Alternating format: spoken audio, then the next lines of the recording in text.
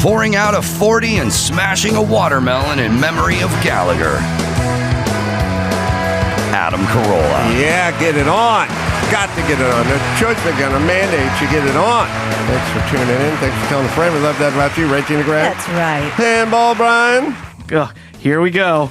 Oh, man. We are screwed, everybody. I've realized I've been, I got a thread that Dr. Drew sent me. He's abroad. He's on a cruise. He's somewhere in Europe. He's doing his thing, but sent me this Twitter thread that I didn't know. I thought it was from yesterday. It's from like 28 years ago or something like that. But I was driving in and I was realizing, we have Los Angeles, we have California, and most people can agree that California is not on the uptick, probably heading down. I mean, I guess you can argue about any graph or number you want to argue about, employment or tax revenues or school ratings or something. You can go round and round and round. And you can kind of do that with every city in every state. And so what I mean is you can say, the Democrats will say, what are you talking about with crime? Most of these states that are highest in murders and stuff are Republican-run states. We go, all right, well, that's an argument. Like you're talking about, the Republicans are talking about crime, but the states, many of the states that are highest in crime are Republican states. Right. And then the Republicans go, yeah, but you got to go into the city of that state. Not the whole state. We're all, Missouri is high, but that's because St. Louis is a shit show, and then St. Louis is run by Democrats. So there you go. Yeah, so you have these two-way street arguments, and you can go on in perpetuity with that. But I would argue people just leaving your state or your city or whatever that is, versus gaining people coming from other places, that'll settle the argument. It's an indicator. We don't have to get in all the granule stuff. It's just bottom line: who has packed up and left, and or who's coming in. It's kind of a two-way street, right? And remember when they were like, "Ugh, immigration and false, illegal border crossings at zero." We really need to take a look in the mirror. Even they don't want to come here. So California's on the decline, but Gavin Newsom was just voted in with an overwhelming majority. And now we get to L.A., and we got Karen Bass and we got Rick Caruso. Now, Karen Bass and Caruso had a little bit of a lead. He had a lead of 12,000 votes. And then this morning they counted a bunch of new votes because, God forbid, we do it on that day. And now his 12,000 lead has gone down to 2,000. So when they're done counting in all the mail-in votes, then we shall have Karen Bass as the mayor. Now, Karen Bass, this is so perfect, went to San Diego State, which is right up there with Northridge, and was a philosophy major. Oh, perfect. And she was a clinical physician's assistant for a while. That's something, but she was a physician's assistant. And then in 2004 has been in government. Got in California State Assembly, Speaker of California State Assembly, member U.S. House of Representatives. She's ensconced for the last 18 years in government. Right. Now, one could argue that the last 18 years for California has not been fantastic. That was sort of the beginning of the decline. Okay. She is running against Rick Caruso. He was a real estate lawyer for Corporation Finance Department, blah, blah, blah. Founded Caruso and Company, developed, owns, manages properties. But this guy developed, as we talked about, the Americana in Glendale, which we always kind of forget about, the Commons in Calabasas, and the Grove run the farmers market. All bastions of sanity in a crazed place. So safe, beautiful. When you walk into those places, you're like, oh my God, this is nice. Mm-hmm. It's clean, it's safe, it's well organized, it's well run, and whatever. But we're not dealing with engineering or mechanics or anything. And we're dealing with feelings. And Karen Bass is going to win the feelings vote. The feelings vote, it's good if you're looking for like babysitters, I guess, but it's not good for running things. And she will win and Newsom will win because we're now in the feelings phase of our society. That's where we're at.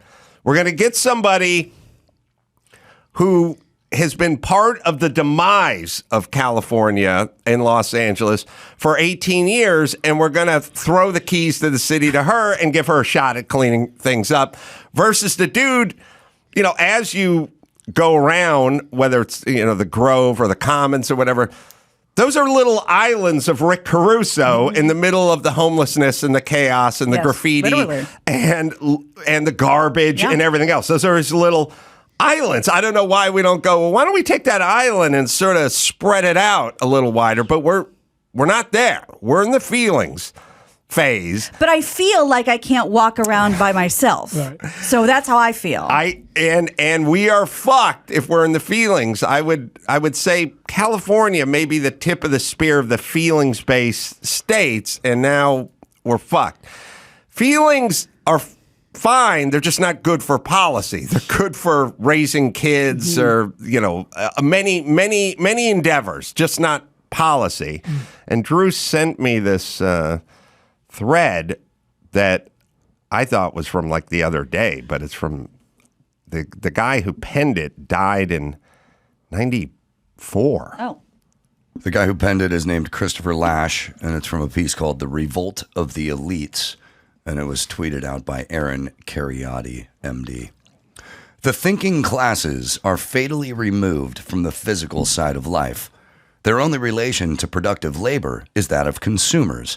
They have no experience of making anything substantial or enduring. They live in a world of abstractions and images, a simulated world that consists of computerized models of reality, hyper-reality, as it's been called, as distinguished from the palatable, immediate physical reality inhabited by ordinary men and women. Their belief in social construction of reality, the central dogma of postmodernist thought, reflects the experience of living in an artificial environment from which everything that resists human control, unavoidably everything familiar and reassuring as well, has been rigorously excluded. Control has become their obsession. In their drive to insulate themselves against risk and contingency, against the unpredictable hazards that afflict human life, the thinking classes have seceded not just from the common world around them, but from reality itself. So we used to work on farms. We thought in reality. Right. Analog, tangible. We moved into the cities. We got jobs in air conditioning, and we started dealing with feelings, and now we're fucked.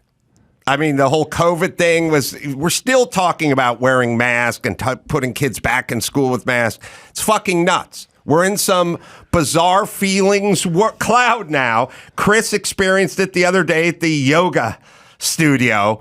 We're in a feelings-based world now, and the feelings-based has its uses. It's not for cities. It's not for airlines. It's not for wars. It's not for airlines. It's not. You need super tangible shit. Well, and feel like you said, feelings are great. Feelings have many uses, but we, as a society, we can't get to feelings unless we have the structure in place, like agriculture. Let's make sure everyone's fed and housed, and in 2022, let's make sure everyone's fed and housed or whatever off the street, and then we'll get to feelings. Feelings are a luxury. Yes. I got a lot of this. I got a front row seat to this kind of growing up, seeing my mom. My mom would be completely satisfied to talk about something for 1,000 years. Rick Caruso would go insane if you were just talking about building the Grove, and years and years and years were going by. He would go out of his mind. He'd kill go, himself what the over fuck the are driveway. we doing here? I'll get the bulldozer myself. Yeah. You know what I mean? There's something in the feelings-based thinking that's satiating, and that's, by the way, that's why you get all the proclamations. No child, every Los Angeles child should have world-class education. Yeah, we're 44th. We 10% of them read at a grade level. Like, you got to do something. You can't make the proclamations. So I was, oh God, what I want to get to here, Chris? Mm-hmm. Oh, yeah, the book that this guy wrote before he died, posthumously released in 96, is called, Christopher Lasch, that is, The Revolt of the Elites and the Betrayal of Democracy. But what was the one? Oh, it's his most famous work while he was alive was called The Culture of Narcissism. I told you all roads were leading to narcissism. I told you we were fucked. Narcissists are fucking this shit up. The self-esteem movement is fucking this shit up. We are doomed, people. Doomed, I tell you. This guy was early money. Oh, yeah. He wrote The Culture of Narcissism, American Life in an Age of Diminishing Expectations. He wrote that in 1979, or published in 1979. So, yeah, he could smell which way the wind was blowing. It's funny because we just ended up watching Boardwalk Empire again. You know, it's Steve Buscemi like running the mob in the 30s, whatever. And it doesn't matter. I know it's fiction, obviously, but they're talking about kids today, and then you hear in the 50s kids today, 60s kids today. Are we just constantly repeating ourselves? Like, what really does get done? You know, like kids today have no respect listening to that Maresy Notes and Dozy Notes. You know, like, is it just always that way? I think there's a built-in kids today that is in every single generation. So I don't think you're ever going to do away with kids today. Right. But I would say that kids today from, 1855 to 1885, they were still working on a farm or whatever. It's like, they only worked 16 hours a day. That little kid wants 2 hoops to spin down the road with a stick while he runs next to it. Oh, kids these days. Yeah. Oh, I only need to resole my shoes 3 times before I get a new pair. Excuse me, Your Highness. Yes, there's that. But now we're sliding into Grubhub. We're sliding into, I'm going to tell Uber to bring me food. Ugh. Also, anyway, so we're doomed. We'll see how it works out in LA. But it's unfathomable. And by the way, they're both Democrats. You can't really do the I just vote. You could go Rick Caruso or Karen Bass. You go, Gavin Newsom's elected because people just reflexively go Democrat, and no one thinks he's doing a good job. They just go, I'm a Democrat, I vote Democrat. Right. Republicans do the same thing. I get it. But they're both Democrats. So we're really, and one of them's a philosophy major from San Diego State. And by the way, if you know someone who went to UC San Diego and you say, Bob, I think, where'd you go? San Diego State? He'll punch you. He will fucking punch you. Don't you dare. Yes. I mean, every fuck up student from North Hollywood High who attended college, we didn't attend college, but the guys were shooting for Stanford and Berkeley and UCLA, USC. The ones who went to San Diego State, those were the horrible students, but whose parents sort of cared a little bit and could help them fill things out, whatever. They would end up there, and then we would just go hang out there because we would end up going to Tijuana and getting drunk and then coming back and crashing in their dorm rooms, which reminds me of a crazy story I'll get into. I'll make a note. But she's a philosophy major who's never run a business, who's been in government for 18 years in California. She's going to be tasked with fixing the city, not the guy who does all the business in the building in the city. And there's another thing, too. There's no article I've ever read about Rick Caruso that didn't go, billionaire. Right. A pejorative. It's a pejorative now. We're fucked. Yeah. We're fucked. I see billionaire and I go, well, the fucking guy manages things correctly. But now it's a pejorative. Well, part of the feelings. His opponent smartly branded him as a wolf in sheep's clothing, right? Like the Republican who is really... he's running on the Democratic ticket. Exactly, really Republican. Right. Oh, and that reminds me. Which he is. Much like the tablet, oldest thing in the world, newest thing in the world, branding. Branding, yeah. Used to brand your animals, brand your slaves. Now you got to it's thousands. You did? Yeah. Well, branding. Some would. Branding's very good, like the tablet. Yeah. All right. Now, Gallagher. The screens are down in here, by the way, Chris. Gallagher has passed away. I woke up this morning got a text from Jimmy talking about Gallagher's demise. The reason I got the text from Jimmy is because we wrote a movie for Gallagher. Gallagher dies? It was called Kill Gallagher. Yeah, there it is. You did this.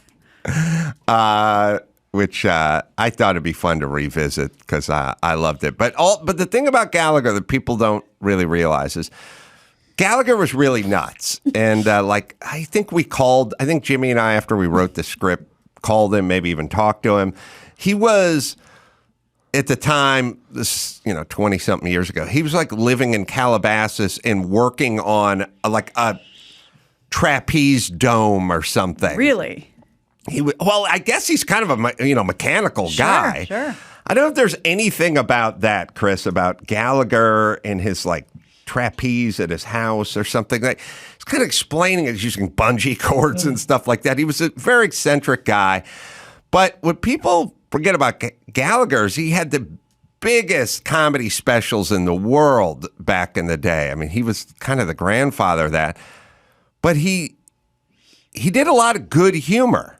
It wasn't all smashing melons, is what I'm saying. He was a stand-up. Yeah. I think we have a clip. Or do we have a clip? Yeah. I don't know what subject this one. Is it the taxes one? Yeah. Oh, okay. Well, he'll get into taxes. Oh, okay. There you go. The great Gallagher. Got it. I forgot he was so Southern sounding. Yeah. He was from North Carolina. Yeah, went to the University of South Florida. All right. He's got a chemical engineering degree. Kind of a mayor. Yeah, exactly. I wish that guy was mayor. Yeah, he strange guy. So anyway, we wrote this script, which is called Kill Gallagher, which some people know the story of, but I liked it.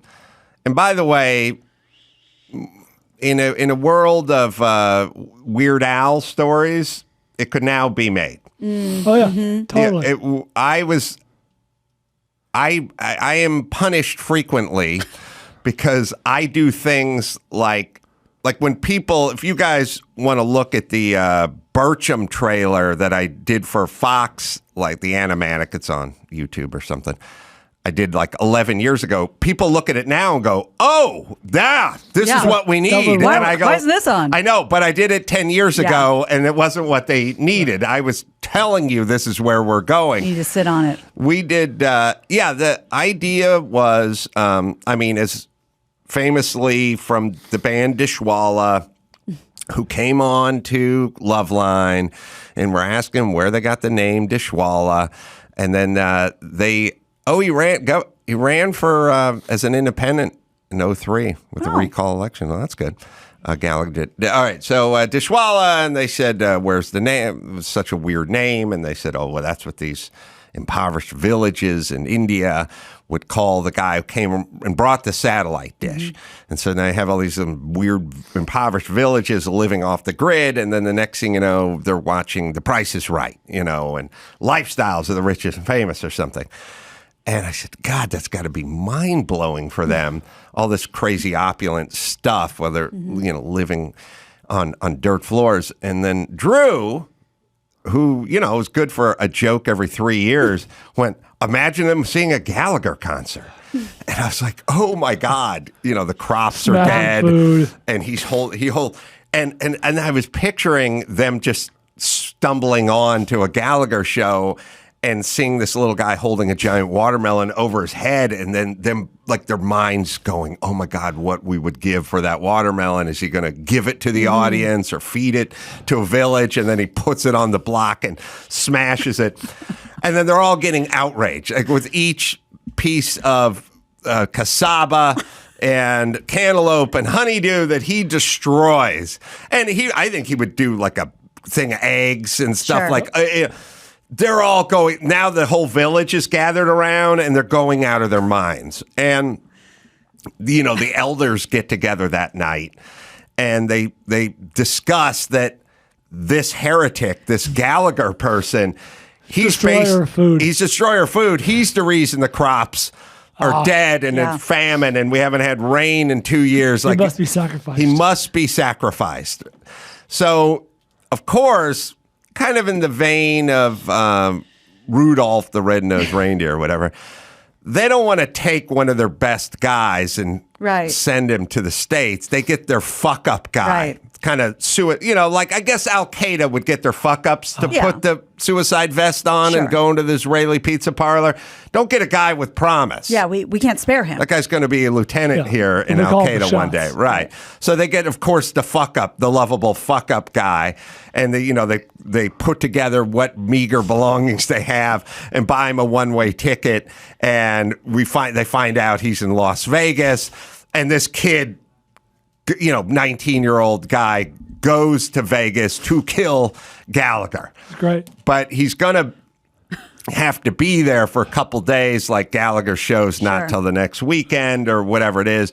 And of course, him walking through the casino and seeing the buffet and all the jack machine, the slot machines and crowd the lights legs and piled high. Right. And just kind of going nuts. I forgot. Okay, there's a key element to this story. While they're watching this in this impoverished village and Gallagher being destroyed, destroying the produce. Right. Simultaneously, in a small town in Michigan, there are two fuck-up, white trash doofus dudes who are watching it as well. And the one guy is sort of the leader of the two doofus dudes, and the one doofus dude has never been laid. And I don't know if did anyone have this? Here's an interesting thing to figure out.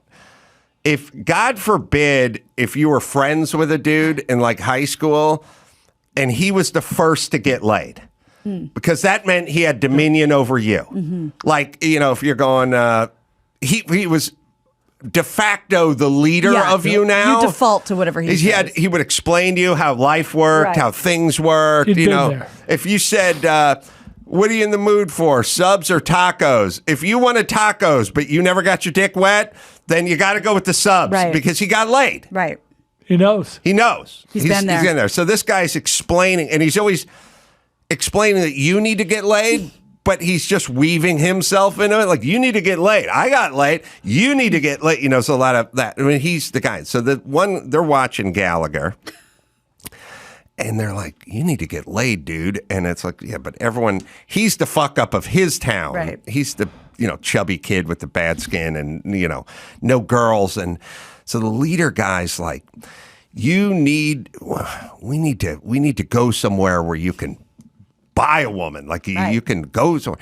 So the Gallagher concert ends, it's late night or whatever, and then a PSA for the Make-A-Wish Foundation comes on. And so the leader of the two doofus dudes from Michigan are like, I got a plan. Nice. He contacts the Make-A-Wish Foundation. He knows that Gallagher's in Vegas. He wants to go to Vegas and go to a ranch and get his fucking friend laid. But he tells the Make-A-Wish Foundation that this kid's sick and he's dying and he's a huge Gallagher fan and he just wants to go to Vegas to meet Gallagher as his wish. And then, of course, they're accommodating and Gallagher's excited that somebody who's dying for the Make-A-Wish made a request to come there. But they just want to get there and go find the bunny ranch and see if they can get this kid laid. At some point, the kid from the village and the kid from Michigan both end up in Vegas. Great. The kid from Michigan goes to the ranch and, of course, falls in love with the prostitute, and they start having their own story. Can't remember if the Indian kid finds anyone. But anyway, it culminates with Gallagher bringing the kid from Michigan up on stage for the Make-A-Wish Foundation as the assassin with the shaky hand charges the stage. And guess which one takes the bullet? Oh, no. Yeah. Wow. That was our Kill Gallagher. Good elevator pitch. I think we're trying to pitch it to Gallagher. I don't know if he liked the fact that he got killed or whether it was called Kill Gallagher, But yeah, that was the pitch. It's fun. That's quite a tale. It'd be a weird movie, but after Weird Al, Anything's on the table. then totally doable, right? Wow. And I thought I remember some conflict with his brother, and I have the information if you guys don't remember. His brother took his act. Yeah, well, so Ron, his brother Ron, asked him, like, can I borrow the sledge-o-matic routine? And Leo Gallagher said he could on the condition that it is clear in the promotional materials that you are not Gallagher. So instead, Ron put his shows were called Gallagher 2, like Gallagher also, and Gallagher 2, like the number 2. And so they were promoted. They were very unclear. People would show up. They would get pissed. And then, according to Gallagher, he lost a ton of money in bad stock choices. And he died in Palm Springs, where I think everybody kind of, I'd like to go in Palm Springs. Yeah, that's where you go to die. Yeah. Did you find out anything, Chris, about his weird trapeze thing? I can't find anything about it. There's not a ton about his childhood online, which is kind of crazy. That's telling. But not his childhood. This is adulthood. Sorry. Well, adulthood. Anything before comedy, really. That he got that. Yeah, this is like degree. in 2000 or something. We would have been talking to him, and he was explaining. I guess the engineering degree makes sense with him. All right, so Gallagher shall be missed. Let me tell you about Good Ranchers holidays. Well, the waists get bigger, wallets get smaller.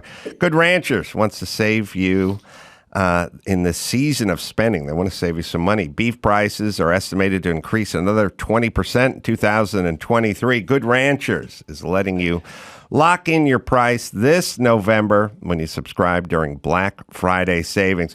With my code Adam, you get their exclusive Black Friday offer of 2 free 12-ounce Black Angus New York strip steaks. Inflation-proof your meat budget. Get $70 off. Get $70 of free USDA choice steaks and save an additional $25 on every box when you subscribe. This is good protein at a good price. It's Good Ranchers, right, Dawson? Treat yourself or someone you love to Good Ranchers' award-winning service and quality this holiday season. Remember to visit goodranchers.com/Adam and use code Adam at checkout to grab their best offer of the year. Black Angus is one of the premier breeds of cattle for high-quality beef, so don't have a normal Black Friday this year. Have a Black Angus Friday with 2 free steaks from Good Ranchers, American meat delivered. All right, we got Rotten Tomatoes game, many other things to talk about. We'll do all that right after this. Well, with the midterms mostly behind us and the presidential election still 2 years away, we thought we'd take a break between races to look at some movies showing the good, the bad, and the ugly sides of political campaigns. First up, a race between 2 mild-mannered candidates quickly escalates as Election Day approaches. Each man slings mud galore in a last-ditch effort to bury the other, starring Will Ferrell and Zach Galifianakis. From 2012, The Campaign. I saw this. Anybody else? No. Probably saw bits of it. I mean, 2 guys that are great. Yeah. What did you think? These It's funny. These kind of things. Remember the Ray Romano one, like Welcome to Mooseport and stuff like that? These just never really work right. These, I don't know. That was Gene Hackman's last movie. Oh, wow. It was. There you go. All right. I don't know. When the political movies get silly, I feel like the critics never really get into them. Well, and as Brian would say, has anyone ever said you have to see The Campaign?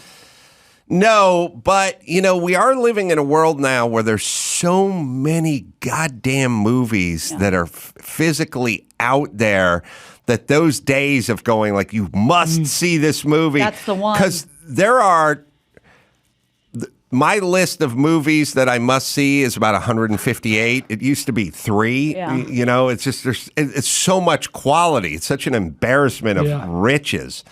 All right. Is this one of them? We'll find out. All right.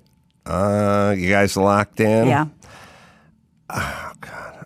But both these guys are very charismatic, but I just didn't think the critics? I went 49. I would lower it 27. 48. I'm with all of you guys, but the campaign is fresh Oh, Wow. at 66%. wow. them. Good for them. And the people at 51. Weird with a comedy. Huh. Very strange with a comedy. All right. Sometimes even high school class elections can turn ruthless. We see this play out when a well-liked high school government teacher tries to sabotage the class president campaign of his least liked student. When they discover his plot, the two go head-to-head and use every dirty trick in the book to bring each other down, starring Matthew Broderick and Reese Witherspoon from 1999 election. Love it. Me Brilliant. too. Brilliant movie. Liked it a lot more than the... What was that other one with Bill Murray and what's his name? Last God. Congratulations. No, it was another school, whatever, with Bill Murray. It would get referenced with this one all the Rushmore? time. Rushmore. I love Rushmore. I know you two hate it. It's just, It's all right. I it's didn't not even as think good of it as, in this. it's not this. Very different movies. Yeah, but they both were high schools, right? Yeah. Yeah, that's what I'm saying. This is elections like kind of kind of like a quirky black comedy almost. You know, it's not a straight up comedy. No. It's weird. Yeah, well, I don't know if I would use the word weird, but it's got a lot of elements Yeah. to it. Well, some dark themes. It's an our comedy for sure. Yeah. It's good. It's real good. All right, look, critics love these kind of movies. I don't think there's anything below 85 to consider here. So there's not going to be a big spread, but someone may get it right on because in a movie like our last movie, there was a 40-point window there. This is about an 11-point window. Yeah. So one of the three of us could land on it. Now, I don't know if they love this thing out of the gate. Everyone loved the Tracy Flick character. Yes, but what's not to love? You still know that 10% of the critics gave it the thumbs down. I wonder I always wonder, who are you? Who are these people that saw this one? It's below 60%. No, it's great. All right. I said 92. 94. 85. Well, someone is right on. I knew it. And it's you, certified fresh at 92%. Wow. Yes. Damn. And the people, 79. Didn't crack 80. Didn't totally get it. I Yeah. don't know. It's not It's not for mainstream. everybody. Yeah. I gotta Not say broad. though, that there's sometimes when you don't get shit, you should go find a mirror. Like it's More not now. always on Yeah, the creator of the art. You know what I'm saying? To make sure you get it. Yes. Now look, if you're talking about Yoko Ono, I get it. You don't get it, and nobody gets it. I get it. God, it was like that was one of the craziest conversations. No, it wasn't a crazy conversation. It was a hearkening of a new era of feelings-based thinking when I was sitting at the Ben Folds listening party and talking to that female critic. Look, I don't like to talk about myself, but I was saying to these critics, I was going, I want to understand what Yoko Ono is. I want to understand it. So I see snippets of her, with John Lennon on the Jack Parr show fucking up his Chuck Berry song. That I don't get, but I don't get it. What the woman? Like, I've been to the concerts. I've seen her many times. And is she good? Yeah. Yes, she is. Convince me. Did you enjoy yourself? Yes, I did. Okay, so what does she do then? She just does what? She just bellows. You saw it. Screams. I go, is that? But that's good. That's entertaining. Well, it doesn't sound good. I go, but we're talking about music. Then we're talking about music here, and she goes, you have to admire her guts. Oh, God. I'm like, You do? well, what about the guys who flew the planes into the tower? According to Bill Maher, there were no cowards either. Right. But we don't have to admire. Yeah. We don't have to admire them for wasting all our time and hurting our ears. Yeah. All right, sorry.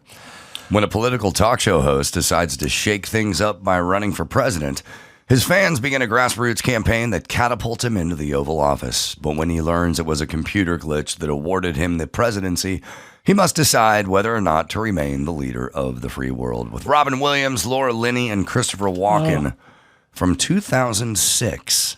Man of the Year. Never heard of it. Kind of seen the poster. That premise rings no bells. Yeah. Was it And Barry Levinson movie?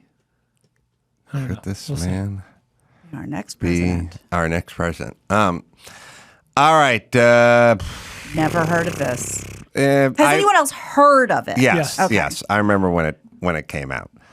Never wanted to see it. Robin Williams was very hit and missy at that time, and this one seemed like a miss to me. Although he was a really good actor, super underrated. Indeed. All right, now there's a big window here because this could be in the teens, or Robin's a very compelling actor. I mean, But can he save? can he Man of the save Year? it? All right, you guys good to go? I guess. Yeah.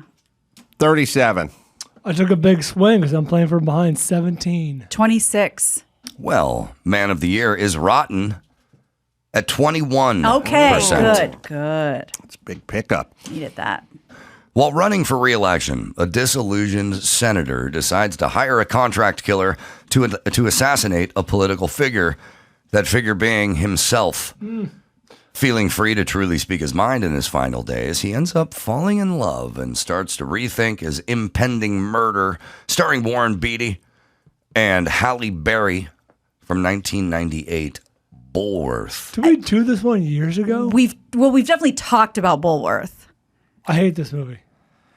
Maybe that's why we talked about it.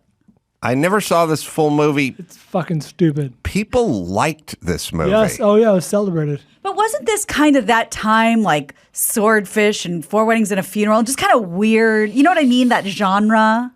What it reminded me of, and I don't know why, what I kind of associate it with was that, remember that Eddie Murphy movie where he played two parts? He played himself and he played like his semi-retarded brother or whatever. Bowfinger. That's a great movie. Yeah, that's what I'm talking about. That was this era, right? I think so, but that was a good movie. That was a really good movie. But Bulworth, I never saw. I can't remember if it was celebrated or I have no not. idea. I think my feeling was people kind of liked it. I truly hated this movie. It was so cynical. It was like, I think Warren wrote and directed it, and of course starred in it. And it was like, he was like talking a lot of like, at the time, you would have called them ebonics. You know what I mean? To try and like just. Doesn't age well. Yeah, it was so cynical, and it was so. But it was a comedy, right? Oh, yeah. But critics like cynic. They love Warren Cynical. Beatty. Yeah. Hold on. I have no clue. I don't know what to do. I don't know if this is fresh. I don't know. Gotta. The question is, am I putting in the 50B in the nickel package and playing prevent, or am I sending the weak side back, or on a fucking jailbreak blitz? All that blitz. That wasn't English. Okay. I can't tell if that's critical. All right, you guys ready? Yeah. 72. 76. 59. We have another one on the nose. no. Please be me. Bulworth, which was nominated for Best shit. Original Screenplay, Fuck that. is certified fresh at 76. Oh, that helped. I did not need That that. helped a lot. I Fuck did this not movie. need that. In the second adaptation of a Pulitzer Prize-winning novel, a Southern politician's good intentions lead to corruption after being elected the governor of Louisiana. Will he be able to survive his inevitable fall? Starring Sean Penn, Jude Law, and Anthony Hopkins. From 2006, All the King's Men. Anybody? No. I have no recollection of this. A lot of stars. Sean Penn, Jude Law, Kate Winslet, James Gandolfini, Mark Ruffalo, Patricia Clarkson, Anthony Hopkins. That's a loaded, stacked deck there. Now, the question is what's the theme of this movie? Politics? Yeah. I mean, is it look, if they're attacking American politics, we can give it a bump. Well, Sean Penn. That'll be helpful. Right. Okay. All right. Heard about it, never saw it. I don't know anything about this movie. I don't know anything about it either. Wow, this is a tough one for the last one. Oy vey. All right. Hold on. I'm fucking totally blind on this. God. This could make or break it. Okay. Everyone in? Yeah. I went with the same one, 72. 61. 82. Whoa. Ooh. All the King's Men is rotten Oh, but that cast! at 11%. 11. There's a reason we haven't heard of I it. gotta see this movie. Oh, That no. was painful. There's a reason we haven't heard of it. No winners here today. Wow. No winners. That sucks. We do have a very tight game. Just gained 71 points. Someone's got to win triple digits. Gina Grad, your 71-point gain there put you firmly in third place. What was it before that? Well done. 118. Fuck that. You do the math. That's not fair. Adam Carolla coming in with a great score of 93. Yeah. Separating you from Bald Brian by only 3 points. Shit. Bald Brian, Don't do this. your score of I need this.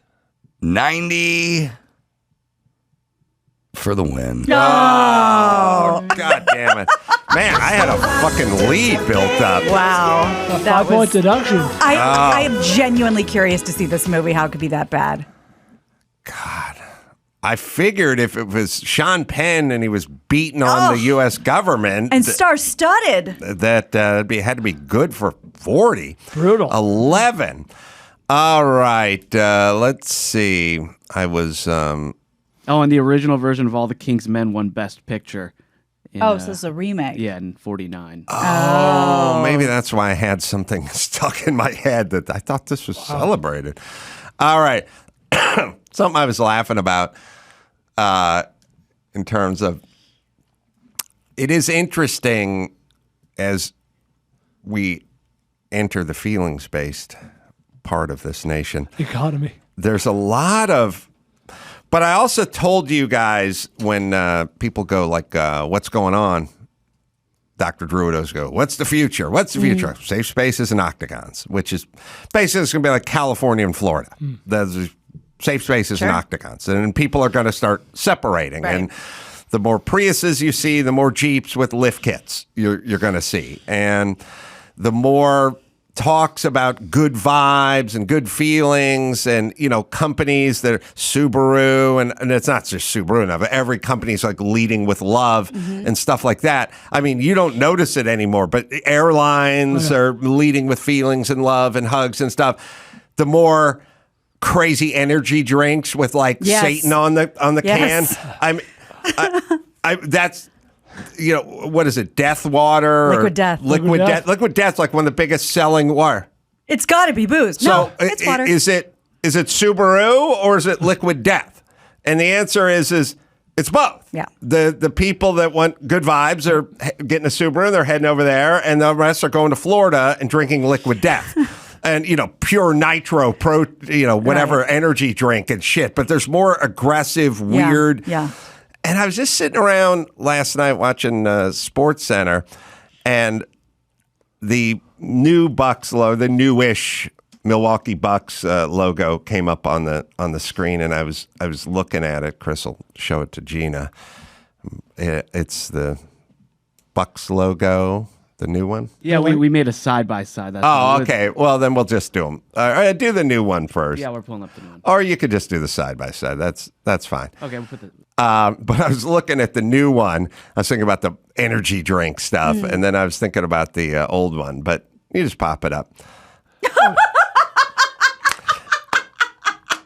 Now, there's an even... Chris, there's another Bucks logo that doesn't have the circle and the Milwaukee Bucks. It's just a head. That's it's just like great. It's just the mascot, which you can find. I'll let you separate it. We'll get into it in a second. For anyone who doesn't know both the logos off the top of their head, the old one is just a fabulous looking deer. Looks like really. it's drawn by a lot of the guys used to do Christmas specials and stuff it's and very drive. It's like Rocky and Bullwinkle. Yes. That kind of vibe. 60s Yes. kind of friendly. Yes. It's a smiling. Well, Gina, you do. In a very frilly, jaunty sweater with little lace on the top and on the bottom, And little helpful brocade. helpful bee on Yeah, the a sweater. nice bee, and he's spinning a ball that's shiny, and he's sort of perched up on top of the name. The new Milwaukee Bucks looks like if the Terminator was game, like if it was Yeah. wildlife. Yeah, he's It's badass. he's like a 10-point, maybe a 12-point buck. He's got no eyes. It's just stealing. Yeah. Like laser eyes. Doll's eyes staring up at you. That is badass. Right. So one is quite a difference.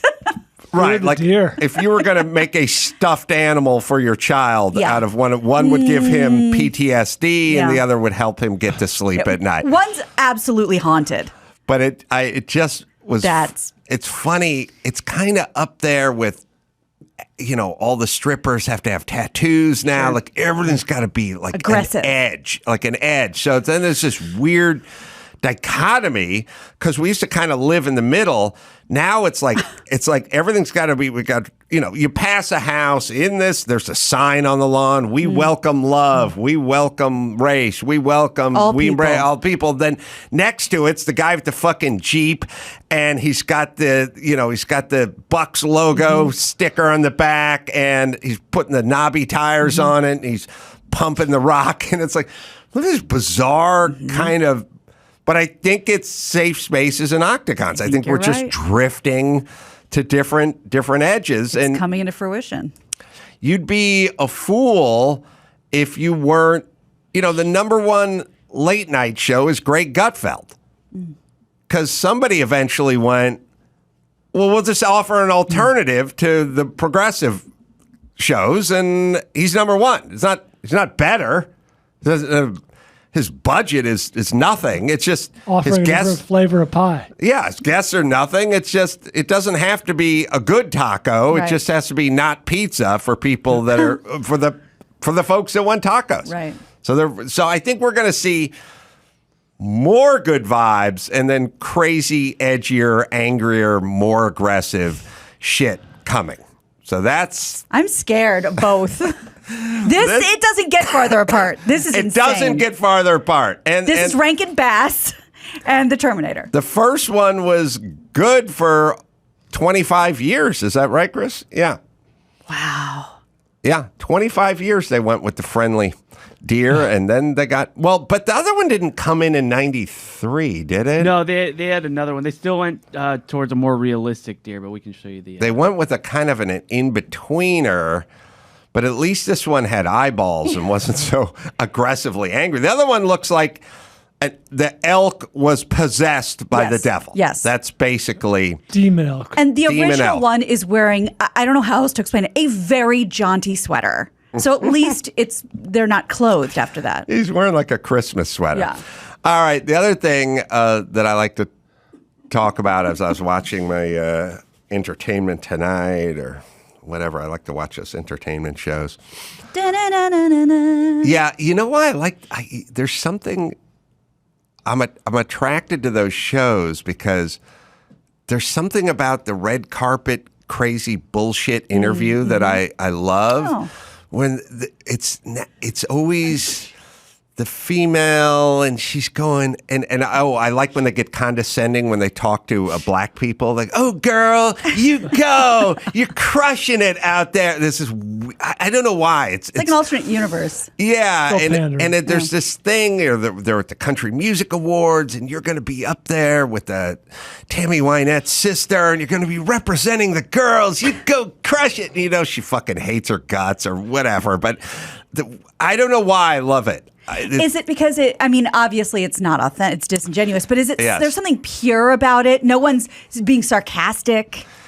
You know what I mean? I don't know why I'm attracted to it, but everyone is. First off, everyone is a mess. Like the women have done much work to themselves. They're way Spackled. too tan. The ones over 50 have had way too much work done to their faces. They're stuffing themselves into things. it's all garish, and it's a little ghoulish and garish. Yeah. Like at some point when they get into their 70s, it's really it's off-putting. way too much makeup, way too much hair, Yeah. it's like really aggressive. And then they always just talk about nothing, and then they'll do a thing. There'll be that human interest thing where it's like, who's your date tonight, girl? Because you're crushing it out there. This one's for the ladies. And she'll go, I brought my dad.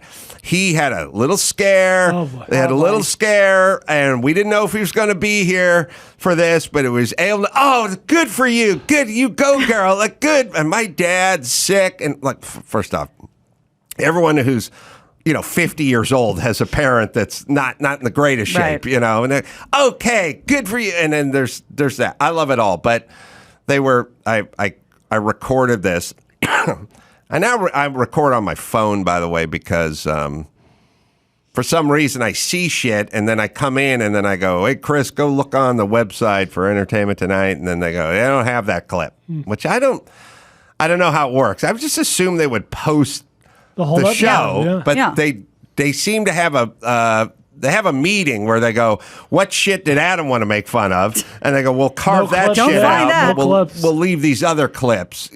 Billy Bush will talk to nobody. That wasn't the clip Adam wanted. So they don't do the whole show. So I just recorded it on my phone. But the thing I was drilling down on, we'll just play it and then we'll get into it.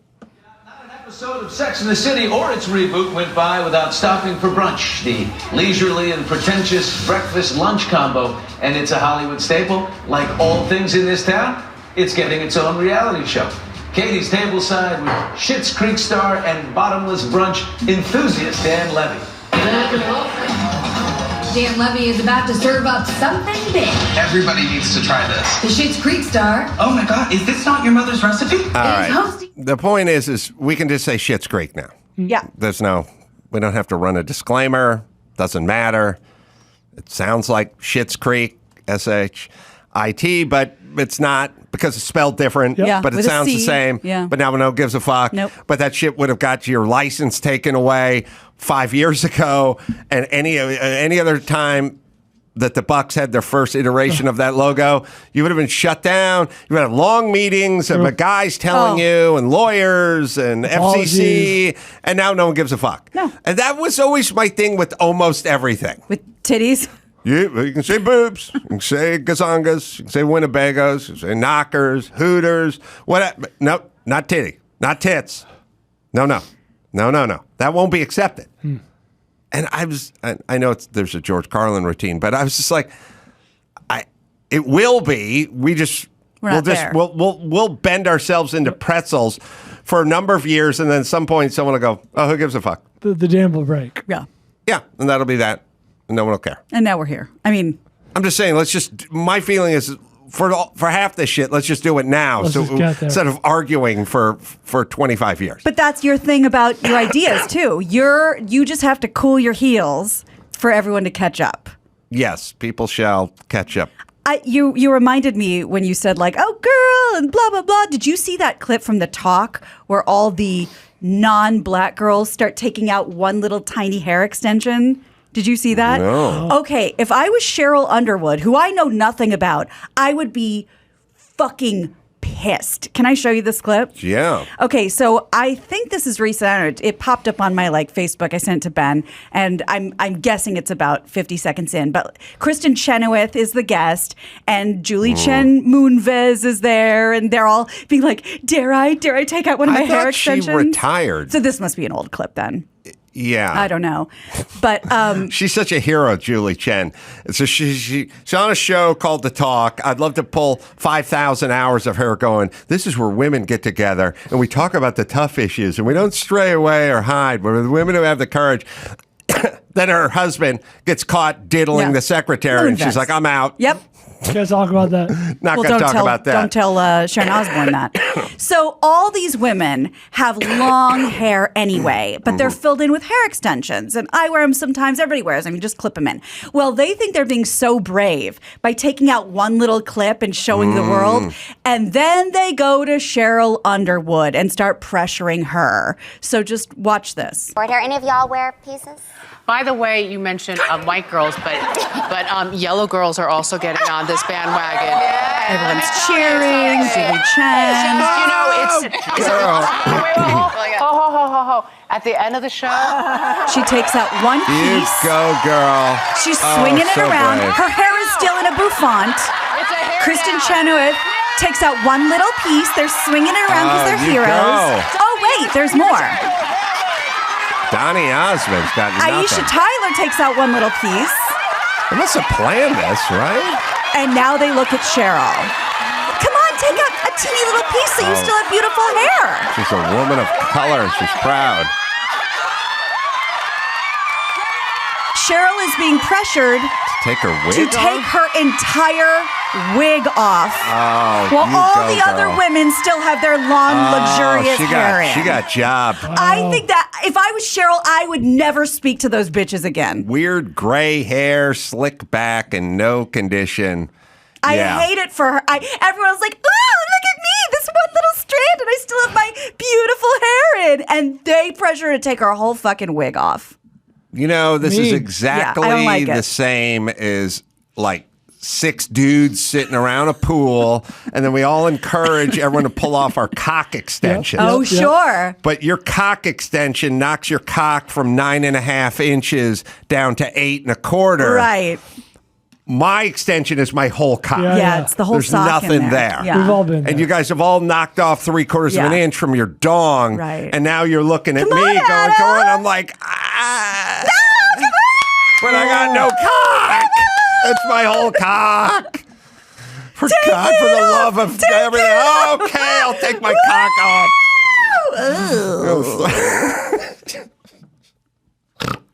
Horrible. That was horrible. Yeah. But was it I spontaneous? don't think so because they all have them. It's not like They have have to them wear and they them. know they Yeah, have them because they yeah. all sit in the same makeup chair. All right. Horrible. That was from 2013, by the Oh, way. That was a God. ways back. All right, let me tell you guys about Geico. Do you rent your home? Well, sure you do. And you work hard. You know, it's easy bundling those policies at Geico. Geico makes it easy to bundle your homeowners or renters insurance along with your automotive policy. It's a good thing, too, because you already have so much to do around your home. So go to geico.com, get a quote, and see just how much you could save and just how easy it is to save when you get your bundle on at Geico. That is geico.com. Harland Williams, our friend, is coming into the studio, and we'll talk to him right after this. Harland Williams is on the Adam Carolla Show. Is this a real story, Harland? That's a real story, it has man. to be. You can't make that up. Where was that? I was in Rwanda, right on the border of the Congo. I went and did the mountain gorilla trek up into the. When was this? Oh, this was probably about 6 years ago. Wow. Yeah, so we ascended the volcano, and we had to literally like slash our way through the jungle machetes. with machetes, and we had armed guards with us with machine guns. And they weren't for the gorillas; they were for in case there was any militant guys from the Guerrillas. Congo. Yeah. Guerrillas. Yeah. That's right. Yeah, the Spanish guerrillas, and it was like freaky. And we came upon this pack of mountain gorillas, and there's always like a dominant male leader. And just as it said in the thing, this giant. It was just under 500 pounds. Wow. And it literally came right at, it was about this close. And I felt my heart skip a beat. I didn't have a heart attack, but I could almost hear it pumping, and it was wild. And then later we went down, and they told us statistically, because there's so few mountain gorillas left, they document everything about them. And they said statistically, this was the biggest, heaviest one that's alive in the world. Wow. And it went right for me. Wow. Yeah. And they move so fast. Oh, my God. And it was amazing because we came upon the whole family of them. There was about 8 or 9 gorillas, like mothers and young ones and adolescents. And the guides were like, we think the male's around here somewhere. And it was like a scene right out of King Kong. In the distance, you heard... Right? Wow. Like, it was just like, And then there was this elevated kind of ledge with giant bamboo, and they were saying he's getting closer, and then you just saw the bamboo starting to rattle. Wow. And they're like, this is out of him, and he just opened it up and stood there and then jumped down about 12 feet. Wow. Landed in front, looked around, and just made a beeline right at me. It was unbelievable, but I loved it. You know? Oh, what an experience! Yeah, it reminds me of when I'm on Tinder. But no, it was great. Speaking of that, I have personal thoughts. Yeah, curious. The gorilla? No, this is Harland Williams and the inner psyche of Harland. I went to Harland's home. We did the Harland Highway, the podcast. Yeah. Very enjoyable. Thank you. Noticed as I went to the kitchen, saw some Twinkies or cupcakes or like the mini gem donuts on the counter. Stuff you'd eat when you were 13. Donuts. Donuts and whatever. Yeah. So maybe some Crunch Berries and some Count Chocula and stuff. much. And I said, this is what Tom Hanks's character in Big's kitchen would look like. Sure. And then I started thinking, no kids, never been married. No, I was married once. Oh, you were married? Yeah, years ago. Yeah. Years ago? Yeah, but keep going with the food. I don't want to talk about the marriage. No, part. I started thinking about the Sarah Silvermans and the Jeff Rosses and the Doug Bensons of the world. And they're the only people you know who are in their 50s who haven't been married, never had a kid. There's no other group of Americans that is that the percentages are that high, is what I'm saying. Yeah. And then now I weave in the Captain Crunch. Yeah. Maybe this is just a delayed adolescence. Maybe just... And look, I walk in, I'm jealous as fuck because he's got the Crunch Berries. There's not a bunch of kids. You don't have to pay for their orthodonture and all the money that goes out, or alimony, divorce, whatever it is. Just living alone in your castle, king of all you survey, up on top of a mountain, eating Crunch Berries in your underwear. Nobody's following you around. No, you left your shoes out again. You know, like... Is this the plan? And then why does it seem so prevalent amongst comedians? Well, it wasn't the plan for me. As I said, I got married over 25 years ago. Really? And it didn't work. It lasted 2 years. Mm-hmm. And, you know, it was... tumultuous. It was hard. She brought grape nuts into the house. Yeah, she brought health food into the house. And I was like, oh no. But you know, when you go through that, when you go through a relationship and you live with someone and you share everything, and you have to. No, I'm going to tell my son to work this. You and Clooney, smart. You and Clooney. You have this marriage, get the first early marriage when you're not making any money and there's nothing to whack up. No, have it go about 2 years, suck it up. But again, no alimony, nothing. Then you move on. Then you have crazy stardom. Then you fuck everybody you want. And every time they want to settle down, you just go, "Hey man, I've been burned. I've been there. Yeah, I can't do that again." Loved and lost. It's awesome. Yeah, no, I'm not. I'm not from that camp. But I am from. I enjoy the freedom to come and go as I want and not be beholden to someone. And no knock on relationships, because this happens with men and women. Well, maybe it's just built into people who are attracted to comedy. Like, you want to travel, you want to work at night, you want to say... Be your own boss. Yes, you want to say what you want to say when you want to say it. Like, maybe it's a part of the brain. Yeah, there is a part of my brain where I did want to not be under the thumb of a boss and be able to travel when I want, and have as much freedom as I could. Now, that being said, if I could find someone who kind of fit in with that's the pitch. That's but tough. Never happens. It hasn't happened yet. Yeah, and so I'm fine with where I'm at, and it's nice to not be beholden to someone. And sometimes when you're with someone, it can be great. But I don't love the moments when someone comes home from work, whether it's the man or the woman, and it's like, "Oh, I broke a fingernail," and that becomes the issue for the next day and a half, and you don't want to hear about it. Could be the man or the woman. It could be the man or the... That's what I'm saying. That's right. it's just so I don't know. It's nice to be able to sit down with a bowl of peanut butter Captain Crunch in your Pillsbury Doughboy boxer shorts. I want to know what's in your cupboard because it's like a stoned 13-year-old with an Amex Black Card went out shopping at Gelson's.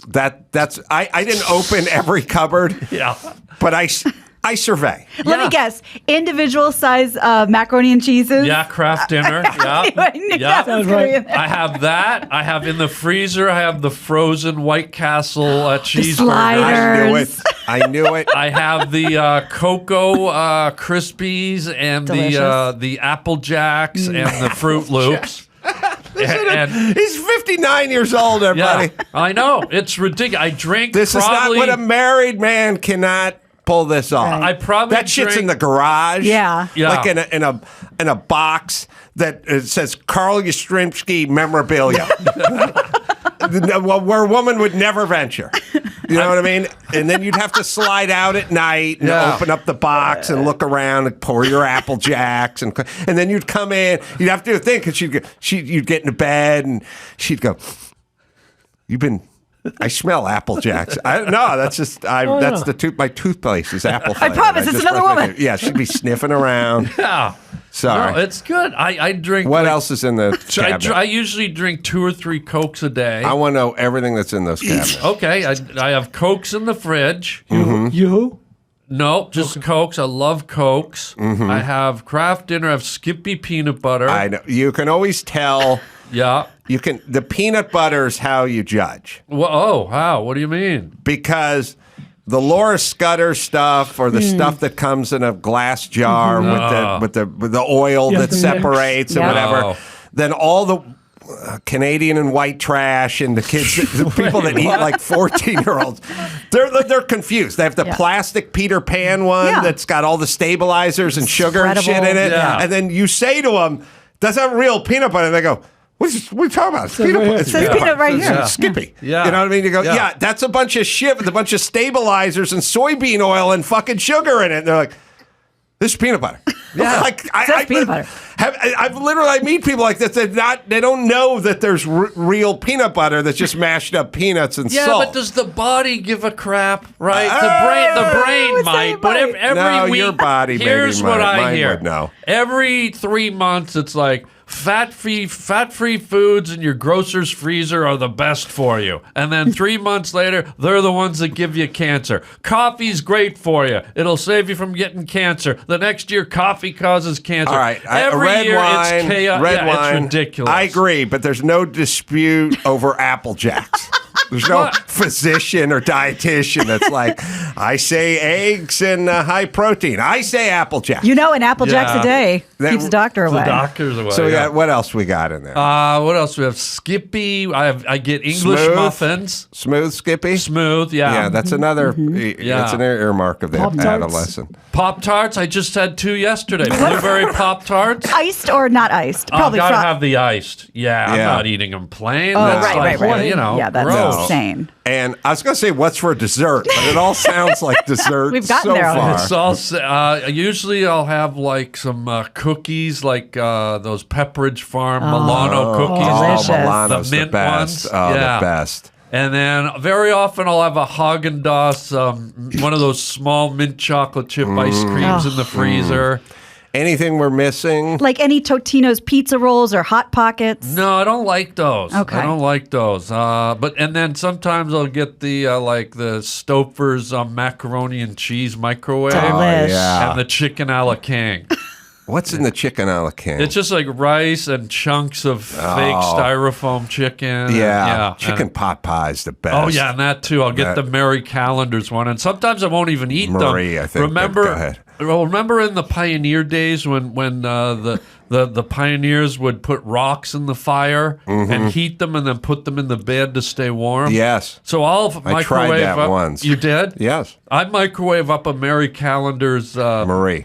No thanks, I'm busy. I heat up a Mary Callender's chicken pot pie and put it on my chest while I sleep. Oh, it feels like a comfy, chihuahua. yeah. Yeah. So Cozy. it helps me sleep. You ought to try the Lana Scudder's peanut butter. What's It's that? Wasn't she a Russian gymnast? Laura Scutters. I'm just making a joke. So what else is in? Is that all we have covered? Let's. I want to know what breakfast, lunch, and dinner is. Well, we're looking at breakfast. It's a cream soda. It's a cream. All right, let's make some predictions. This morning already, I've had one Coke, a half a cream soda, and I ate a bag of Bugles on the way over here. Bugles, perfect. Yeah. All right, let's play a little game here. Let's play a little game. Oh no, I don't like where this is going. Is this the game? What year does he die? No, Okay. no. Look, I've met guys like you. Yeah. You're in the yummy phase of life, Yeah. and you never escape. What do you mean? Well, I'll give you a good example. Like, I remember one time traveling to Seattle with Bean, Kevin and Bean, Yeah. and Jimmy. Yeah. Way back in the day.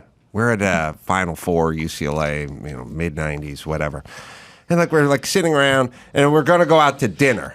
And went to a nice eatery by the wharf or something. Yeah. And we're sitting there, and Jimmy's ordering, it's a good place to get a craft beer, so we're going to order what's on draft kind of thing. Yeah. And then Bean wants a grape knee-high or something, you know what I mean? And then I started getting into it, and I figured out he's a yummy phase. So all kids are born in the yummy phase. That's how you're born. And when you're a kid, you want all the things you just described.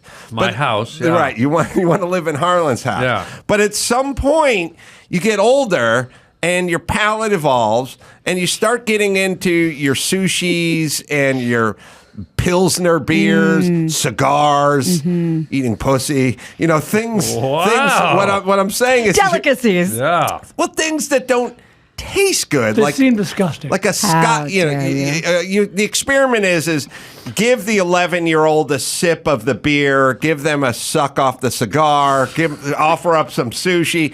No 11-year-old wants any of it, Yeah. and then at some point you pay a premium for those items. You know what I mean? You mean health-wise?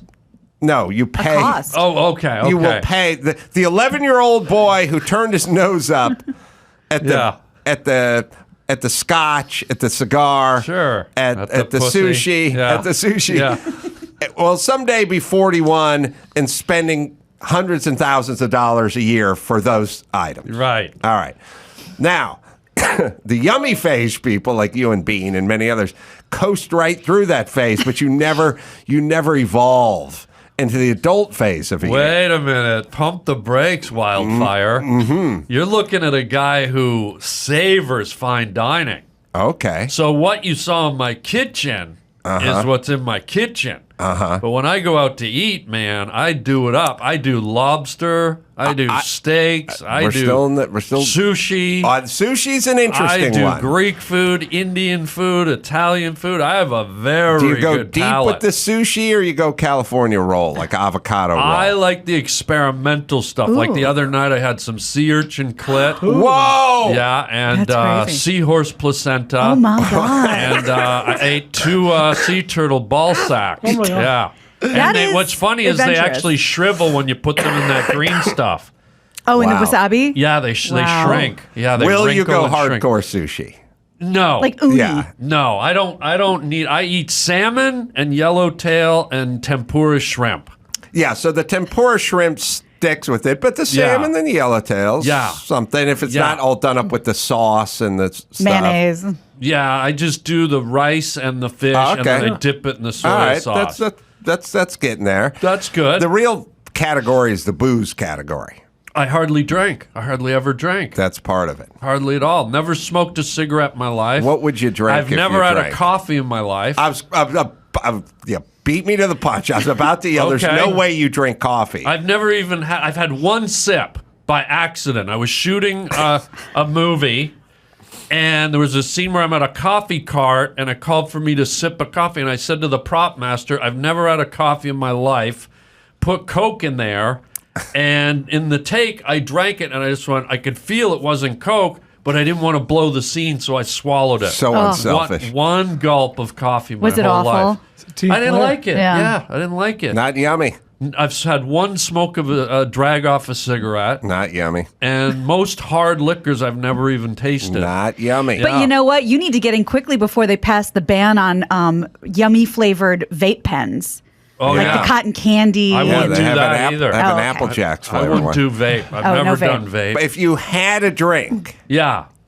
what would it be? So I have drank, but mostly only beer. And I lived in Germany for a year and a half, and I love Hefeweizen, the Well, wheat beer. you got range then, buddy. I what? I would have thought it'd be like a wine cooler. You No, know, I something don't. sweet. No, I'm straight, and I don't like wine. I can't drink wine. I Well, get wine sick. coolers don't really.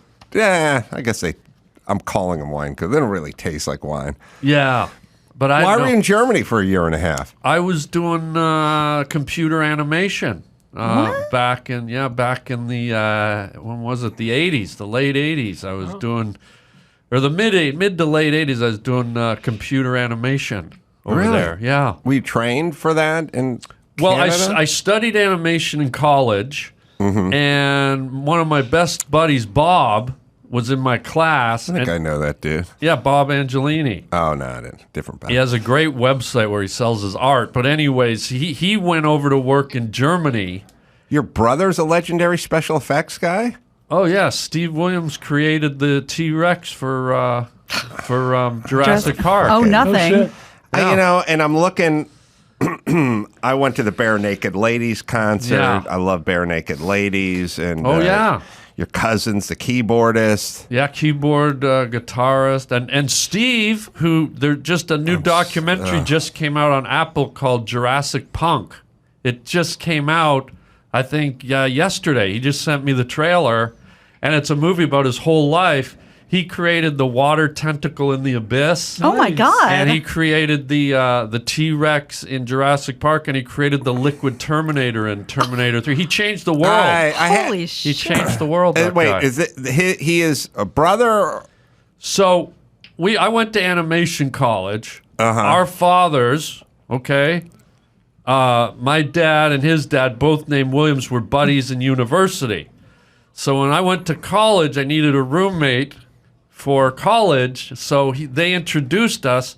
So here's the two Williams boys going to college. We're roommates. Everyone said, "Oh, are you guys brothers?" Because we had the same last name. We got so tired of answering the question, we just started saying, "Yes, we are." And then one day, Steve did an interview in a major newspaper and mentioned we were brothers. And then all of a sudden, everyone picked up on it. And so now everyone thinks we're brothers. but there's no blood. There's no blood, but we are like brothers. We're really close to this day ever since. Yeah. Man. Damn. But he actually created, he was working for Industrial Light and Magic, and they were going to do Jurassic Park with the claymation, the Harryhausen type, Sinbad type movie. A different movie. Yes. Yeah, and they'd already started it. And Wow. Steve worked at ILM, and he said, this can be done digitally. And they said, no, it can't. Don't waste your time. We're not doing it. And so Steve, in his spare time, he built the T-Rex on his computer. And one day, all the higher-ups came down into his office for a meeting, and he knew they didn't want to see it, so he just put it on a monitor, on a loop of this T-Rex walking. And about 10 minutes into the meeting, Spielberg, second in command, goes, "What the hell is that?" And Steve showed them. They went up to Spielberg, and Spielberg said, "Stop everything. We're doing this." Wow. And Wow. Steve changed the whole movie Smart industry. move. And that was Yeah. 30 years ago, and that Yeah. animation holds up like crazy. Oh, It yeah. doesn't look dated at all. It's better than some of the stuff they do now, because now they do stuff and they kind of do it like the drive-through version, churn it out. and it doesn't look as finesse. So what are you doing in Germany? So Germany, my buddy Bob went over to work for an animation company, and I called him up. I said, "What are you doing for Christmas, Bob?" And he goes, "Oh, I'm here alone." And I said, "Screw that, I'm coming over." So I wanted him to have company for the holidays. I go over to Germany. The day after I get there, he gets fired from his animation company. So I wrote and illustrated a series of children's books called Lickety Split, the Dinosaur. And I brought them for Bob because he hadn't seen them yet. So I said, "Bob, set up a meeting with your bosses, and I'm going to go in and try and pitch them a cartoon based on my kids' books." So I go in, have the meeting. They bring out some champagne. You're how old at this point? I'm 26. Okay, sorry, go ahead. And they bring out a bottle of champagne and go, we want to do it. We want to create an animated series based on your kids' books. I said, under one condition, you hire Bob back. So they hired Bob back, and I moved over there, and we spent like a year and a half creating this pilot for this. And remember, this was the infancy of computer animation. So, so to get a character to move just like that took a supercomputer all day just to render that, where now you can do it on your phone in 3 seconds. So it was quite the adventure. So that's where I got introduced to Hefeweizen.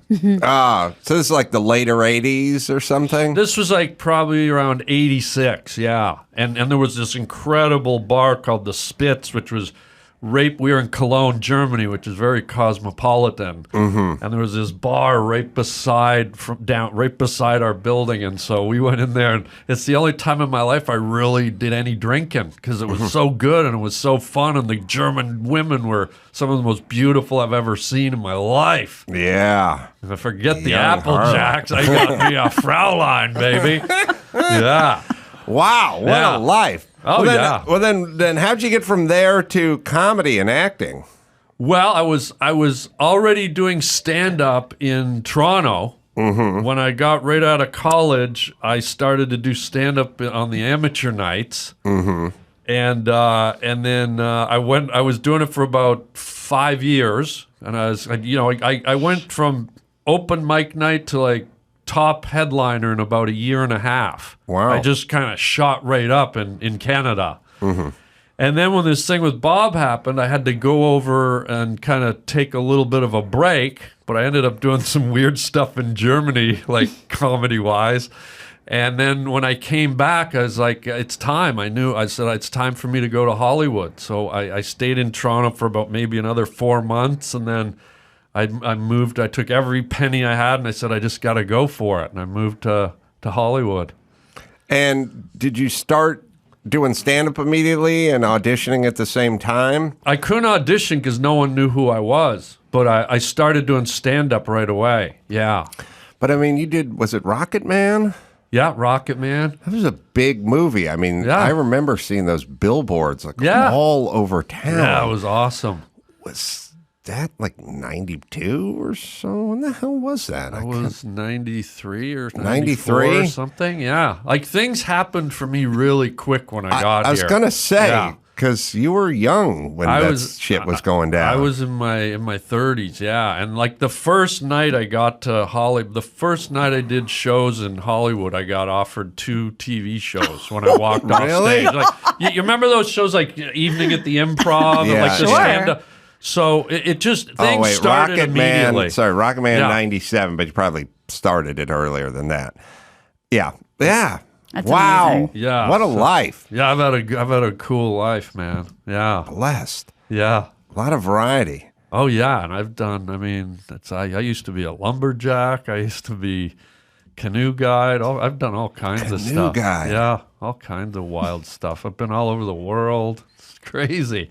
I was, Chris, something that just jumped in my mind is that Lee Press-On broke a fingernail, can't go out tonight commercial, which I'm always marveled at because you brought up you don't want to be married because one of you could break a fingernail and ruin the next 2 days. I part of my childhood was that Lee Press-On commercial where the husband and wife were going out for a night on the town. Yeah. But she broke a fingernail. Yeah, to your point. And they had to scrub the mission. Right. Like you gotta call the Jankowitz family and tell them you won't be meeting them at the club because your wife broke one fingernail. That's right. It's too much for me to deal with. But, I'm just very common. But there's a remedy for it now, is what I'm saying. Be ready in half an hour? Almost ready. Tonight I'm not rushing. Oh no. What's wrong? I broke a nail. Why tonight? Lee Nails, a nail mender and lengthener that really works. Brush on Lee Nails, bend a chipped or torn nail, or lengthen all 10. Create longer, stronger, natural-looking nails. Too bad about your nail. Not too bad. You grew a new one. Oh. Lee Nails. You'll love them. She's like I Swamp would like Thing. to have that kind of relationship just once. where I But was so- seriously, just even that is a lot of work. You got to do the puttying, you got to do the filing, you got to paint. It's like putting together a new car. You for have to fuck's be sake. a professional nail tech to do what she just did. What a load. And it's like Swamp Thing. Oh, you grew a new finger? Yeah, okay, there. Have some vegetables, have some swamp cabbage there. I will say this. There has to be an effect to this. If you ever, it's happened to me a million times, you walk into a room where a woman is doing her nails, you open the door and this benzene cloud, like, and you walk in and you're like, Agent you gotta Orange. open the windows and put a fan in it or something. They're like, what's going on? All that cleaning and all the painting, it's all in the bedroom, it's all the doors closed, you know what I mean? Then Aquanet like comes out, like all the weird the brains of a lot of these women from the 80s got to be cooked by now. Yeah, and you're just asking for thalidomide, children. Yes, God. you're begging for it. But here's the thing. Look, just to do that, they make it look like, oh, I broke my nail. Let me do this in 3 seconds and let's go. That's like a 9-hour, it's like doing body work on a bent out Nissan. The first thing they do is they put a form around it. So she put a form around it. Then you mix up some sort of 2-part epoxy and you fill in the form. You're really watching. And then it dries, you pull off the form, and then you have to shape it. Buff it. You have to buff Paint it out, it. and then you have to Gloss paint it. Yeah. And for the guy to just walk in and go, oh, looks like you fixed your nail. Looks like we're ready to go. Meanwhile, they didn't show him on the other side of the drywall with a knife tapping it into the floor going, this fucking chick, man. There's 3 hours for this fucking nail. We're missing the fucking banquet. Fuck, all the good food's going to be gone. Fuck. I could have been in a later advertisement for the Lee Press on Part two. commercial, but I only saw this one. God. And did you see the chunk out of her nail? Like, what, did a gopher bite her finger? Like, what is that weird divot in her nail? They call it artistic license. Yeah, like but when you did heightened Rocket reality. Man, but you didn't really go to the moon. Maybe. But who breaks their nail like that? Weird. I would just look at those commercials. See, commercials are so much better now if you're a loser family. What do you mean?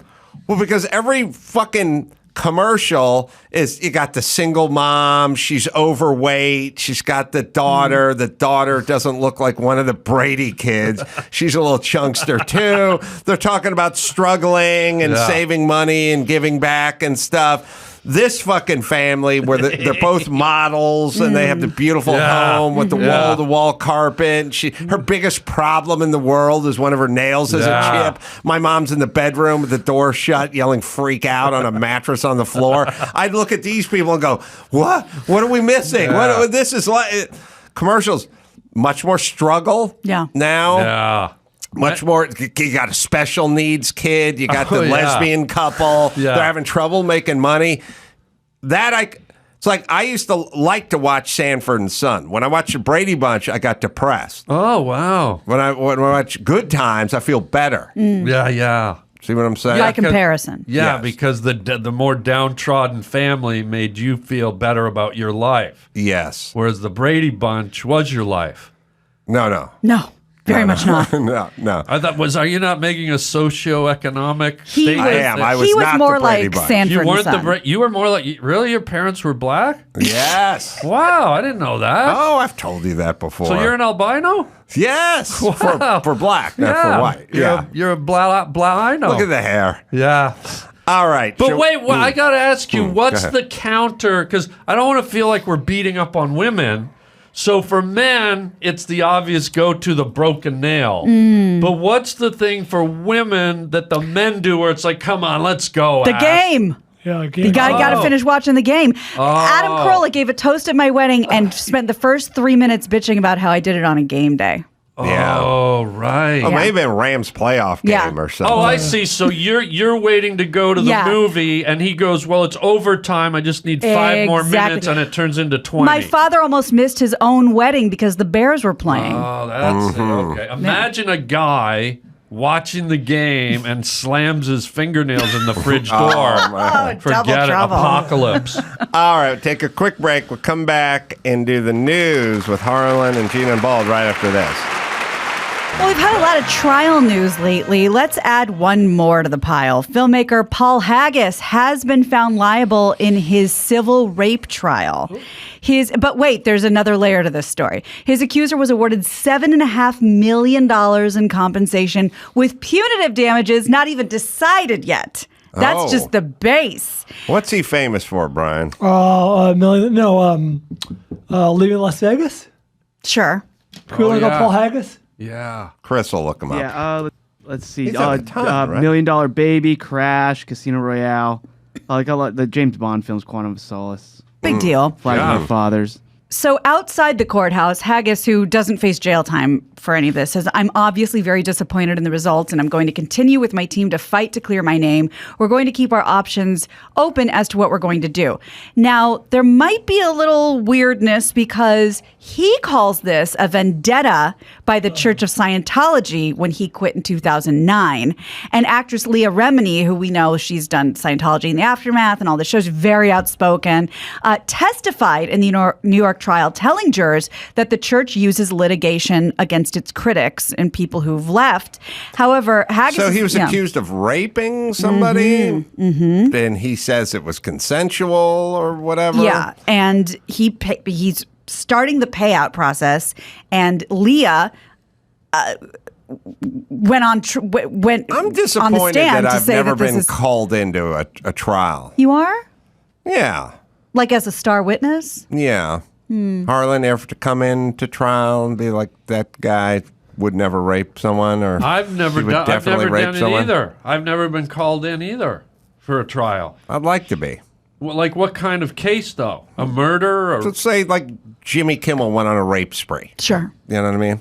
Yeah. It's gonna Or he happen. went on like another one. Yeah, another one. And then I'd be called in. Yeah. And I'd be like, no, I was with him that night. You know, there was almost no raping going on. Wow. Or no, I would say no raping going. Yeah, I wouldn't. Yeah. Yeah, To the wouldn't best of my modify. knowledge. Yeah, I was there. I don't recall the raping. That's right. You know what I mean? That would be intense. Like I think about the people at the OJ trial, what they had to go through and sit there, and I don't know. Yeah. It's- All right. You don't want to do it. I It'd don't. be I nice wouldn't to want be do asked, it. right? Not me. I don't have time for that. I gotta. Oh, you got to eat your Crunch Berries. I gotta have my Walk Lucky around in your Charms, Snoopy man. underwear. Yeah, forget it. I don't. Yeah, you're busy, man. I don't want to be put on the hook because some other person made bad decisions in life. Sure. I've got to disrupt my whole life because that guy decided to do a drive-by and steal a car. So now I got to give up 9 days of my life Oh, you don't because even be this guy's summoned. an idiot. Yeah, I agree. That's a good point. It's not fair. So sorry, Haggis was what? I mean, so is there such a thing in this modern era if you are a big hitter director, whatever, producer, and you have tons of cash and you have sex with somebody consensually, but that person works for the company or whatever, and then it kind of goes south and, you know, there's some acrimony there or whatever. There's no such thing as her, if she wants to sue you or say you raped her or whatever, and you got tons of cash and you're 25 years older than her, it's like there's gonna be some payday, right? Is there? I don't know. It's out there. I think it's understood now. I don't know That seems unjust. Well, you're certainly going to have to get out in front of it. I mean, it's not going to be free. Basically, what I'm saying is in California, if you have an employee and you fire that employee will get any number of lawyers and they'll just hit you with the thing, and then someone will go, just give them $100,000. Yeah. Just Make it go away. It'll go away. There's no such thing. Meaning, we've created this system now, that's essentially. awful. That's horrible. I thought at the beginning you were saying you were sad that nobody had ever accused you of rape or sexual harassment. Like you're not the Lothario you think I don't of yourself. stay up at night Can I be thinking the about first? it. Can I be the first? Yeah, Harlan was sort of not dressed appropriately when I went to his house. Yeah. I don't want to Really? say how he was dressed, but it was not appropriate. It wasn't appropriate for guests. And then he was like, come to the kitchen, help yourself to a ding dong. Yeah. Or even a ring And then he ding. dropped his pants. Or anything else that sounds like a doorbell. I have some doorbell-based snacks here for you. Correction, Mike Figgis directed Leaving Las Vegas. I got him mixed up with Paul Haggis. That's fair. Figgis Haggis. Haggis Haggis. So Netflix is about to do something different in the comedy world, and Chris Rock is going to be at the helm. He's going to be the first comedian to do a live special on Netflix. The global streaming event will be next year. Earlier this year, Chris promised to talk about getting slapped by Will Smith on Netflix. So this was probably what he was alluding to. Wow. So it's going to be almost like a old school pay-per-view. Smart. Yeah, good. It's smart. Interesting. He's baiting people because he's kept his mouth shut about that event since it happened. Yep. And the businessman in him immediately went, I just got slapped. I'm not saying a word. I'm going to keep everyone on the hook until I do a pay-per-view or something. Like, what a smart move. Yeah, and you'd watch those entertainment shows, and it's like, he was up at a club in New Jersey, and he alluded to it, but he said he wasn't going to, and it just wet everyone's whistle. Literally all he would say at those clubs, like, I know you all came out to hear about the slap, but that's not happening. That's so smart. Yeah. Wow. So I wonder who's producing it. Will Smith?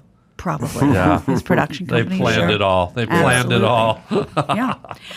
So we don't do a lot of TSA stories, but this one is stuff that gets through TSA. It was holiday based.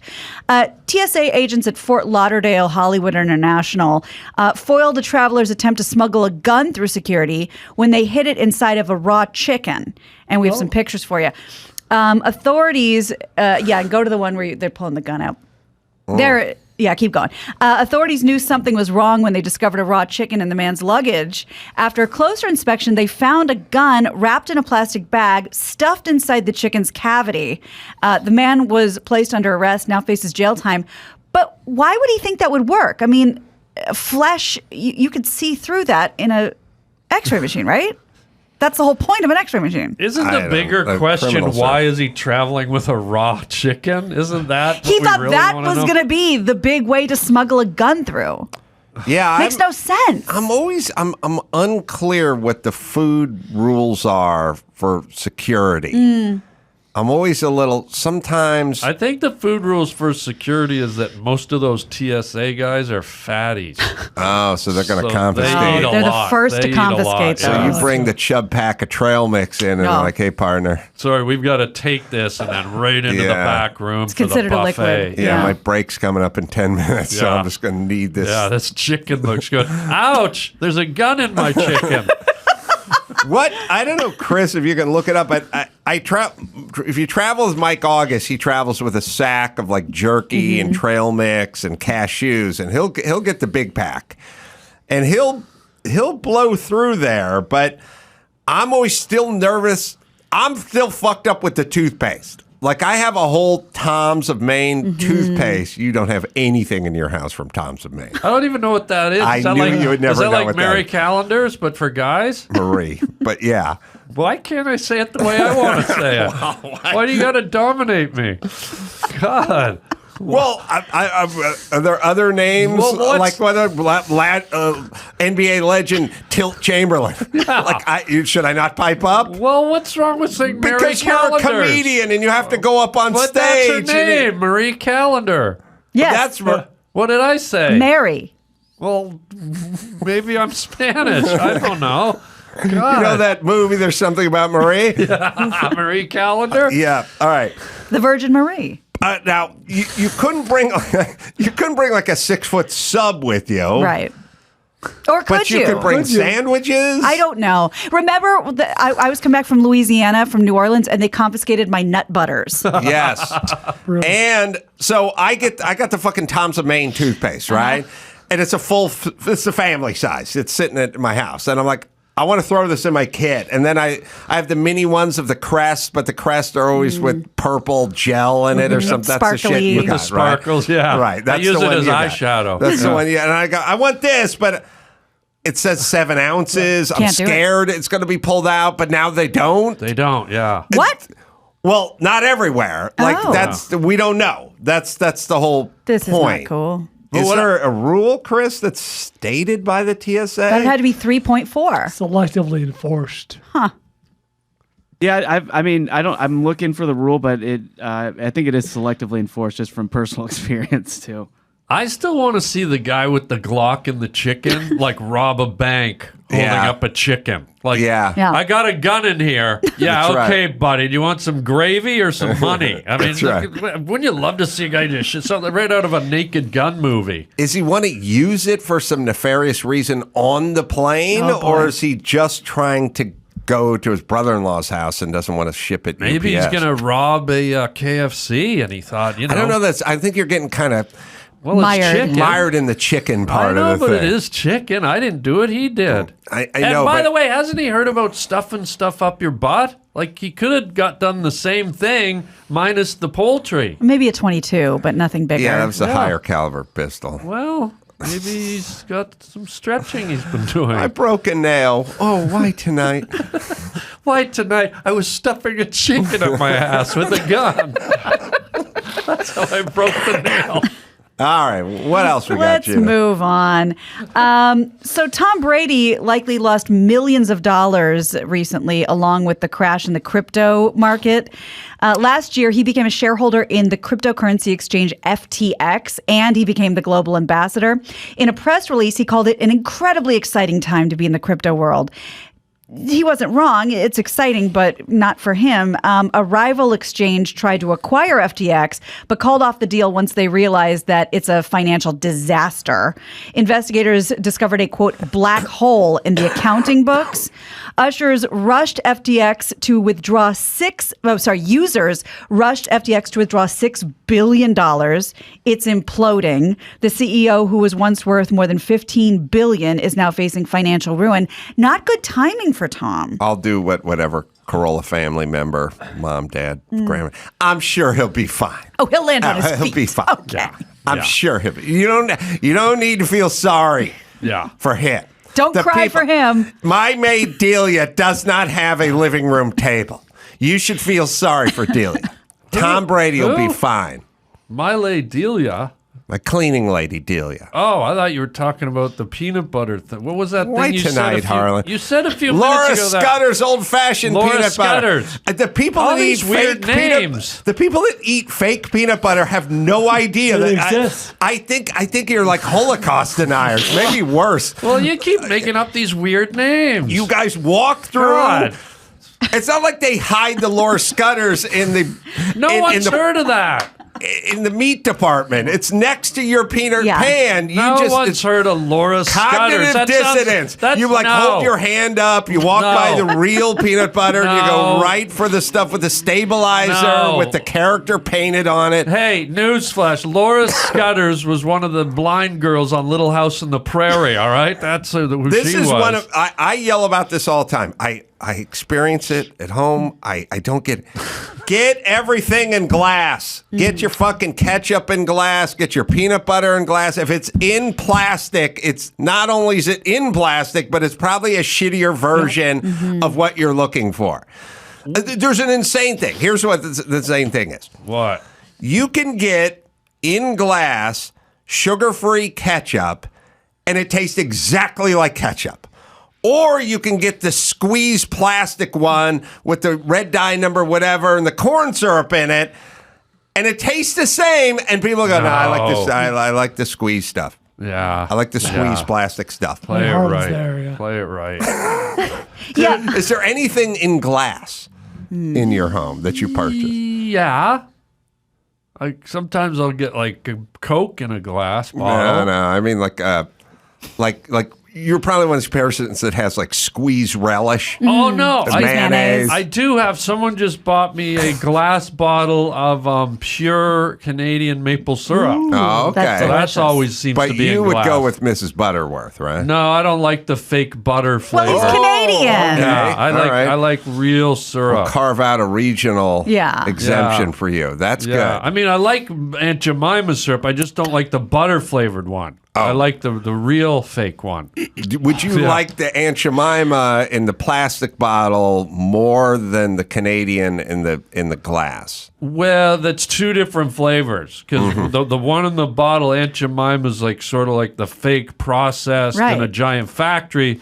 That's the plastic Canadian one. stuff comes right out of the tree, and they do it in the forest. Which do you Which prefer? one do you? I like them both, but as long as it's sugary, You like I'm the, good. You like the plastic bottle a little more? I like them both. Remember, it's in the shape of something. No, Mrs. Butterworth's is in the shape of Mrs. Butterworth. I know, that's got to be alluring to your kind. No, then I feel like Jeffrey Dahmer. I'm pouring out her liquefied innards. You don't feel like it's a siren call in any way? No. Okay. And whose last name is Butterworth? God, what does she come from? A long chain of churners? What the hell is that? So that's a coin toss. Yeah, that's a coin toss. All right. I'll eat either or with whatever syrup's available. I literally, the sugar-free ketchup in the glass bottle, it tastes exactly like the squeeze shit. It's better. I've had it. I buy better. it too. It's better. Primal, whatever. But there's plenty of human beings that are like, everything but if I don't hear this sound, I'm not eating. Yeah. I need to with the mayonnaise, with the relish, with the ketchup. Excuse me, it's pronounced. Jesus, get it right. But Heinz' whole branding was about waiting for the glass bottle for the ketchup to come out. Anticipation. There you go. Yeah. Anticipation. Not in today's world. Good things come to those who wait. Not in today's world. I came up with a very short list of other things I think you might have in your house. Yeah, we got to play Will Harland Eat It. Yeah. Oh, that would be awesome. Can we play a round of Will Probably. Harland? All you got to do is pull up some of the last ones. I have some of the old ones. good. You guys What is it? Well, while you're, well, then should I wait? Should I not ask these? I want to step on them. Because these are all kids' foods that I think you might enjoy. Chicken nuggets. Yeah, I don't eat those a lot. Okay. Every now and then. It's rare. Maybe once every 3 years. Oh, I'm okay. like Jeepers Creepers. Every boy. 3 years I have to feed. What about like those mini corn dogs? Yeah, but that's real. That's every few years. Okay. Go-gurt, like squeezable yogurt. No. Okay. Yogurt's too healthy. Pringles. Yeah, Pringles. Not a ton, but I don't like anything that's been sitting in a can full of tennis balls. Oh, sure. Has that reek? And finally, goldfish crackers. Not really. Oh, They're too well. boring. Too boring. Yeah, they're no bugle.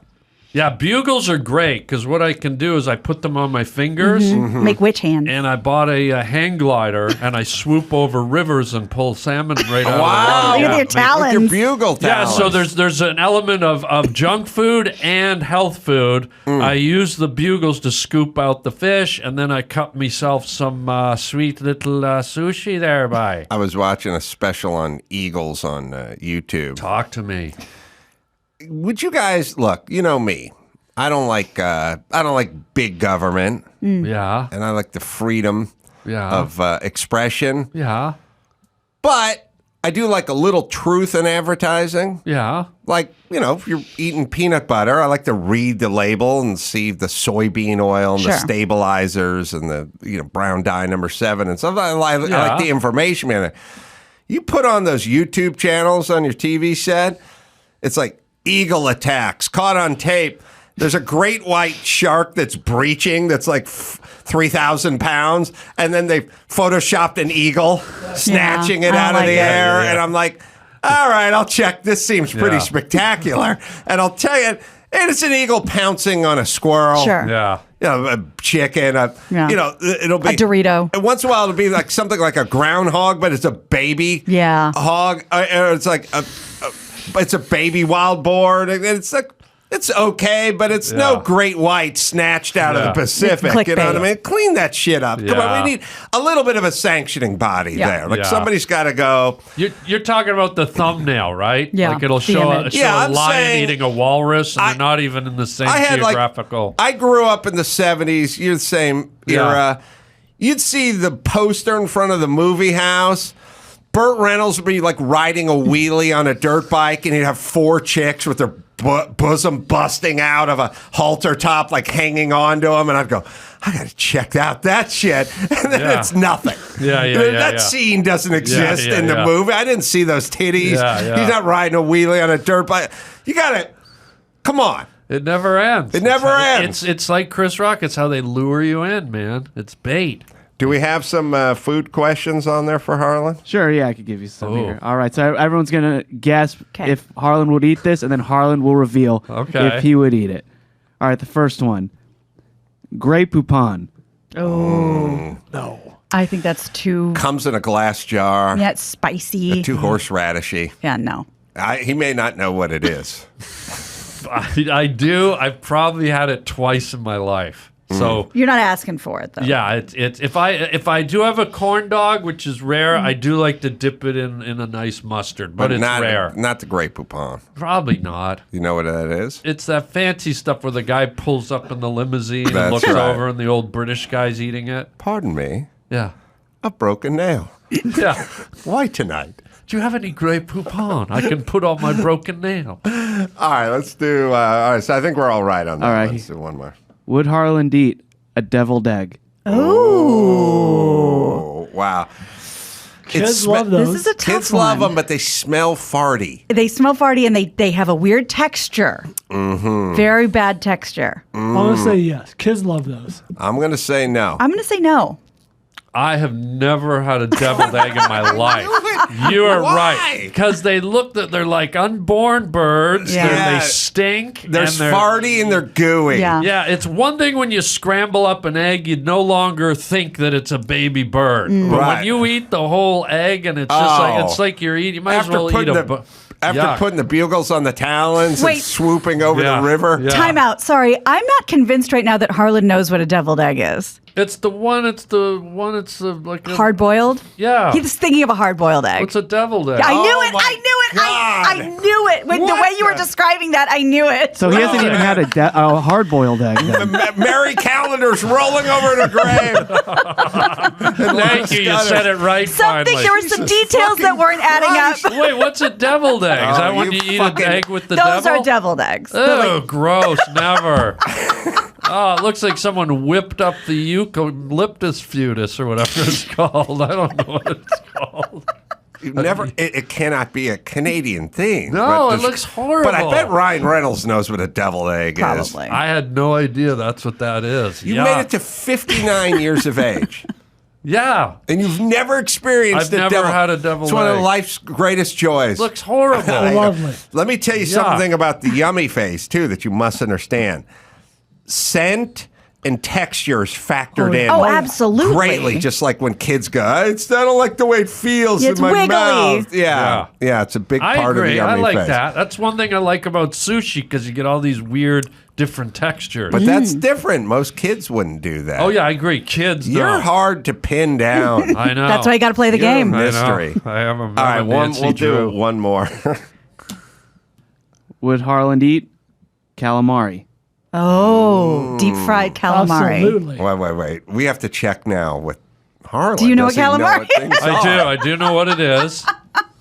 Oh, you do? Yeah, it's when I go to a restaurant, I say, waiter, could I have some of those deep fried assholes, please? Oh, yeah. Is that what they are? Pig anuses. All right. I know what calamari is. Okay, that's Okay. good. That's good. All right.